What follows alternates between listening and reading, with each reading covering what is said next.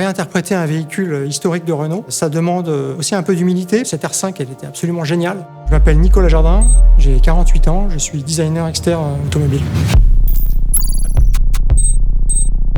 L'objectif était clair, c'était de réinterpréter la R5 de l'époque, mais de la propulser dans la modernité. La R5, elle avait ce regard tout à fait particulier et on a beaucoup déployé d'énergie pour essayer de justement focaliser là-dessus et pour faire en sorte que sur notre concept, ça soit un élément prépondérant, un élément vivant même. Donc le dessin animé promotionnel de la R5 dans les années 70 nous a vraiment donné l'envie de retraduire le côté vivant de la R5 prototype. Et c'est pour cette raison qu'on a vraiment cherché à retraduire le clin d'œil iconique de la R5 de l'époque. On a analysé un petit peu la géométrie de ce phare, ses proportions, ses contours, les valeurs de rayon même, à l'aide de photos, beaucoup de photos d'époque. Et en fait, on a redessiné notre phare en essayant de faire le tri là-dedans et de garder évidemment ce qui fait l'essence même du regard de la R5. On avait aussi bien sûr toutes les libertés d'aujourd'hui, puisqu'on a des technologies aujourd'hui, par exemple la technologie matricielle qui permet de faire des phares extrêmement compacts. On s'est inspiré des anti-brouillards de la R5 de l'époque pour intégrer dans la partie basse de la R5 prototype des feux diurnes qui sont ces gros carrés coins ronds. Le logo prend vie en s'allumant et déclenche une animation lumineuse qui s'étend jusque dans les phares.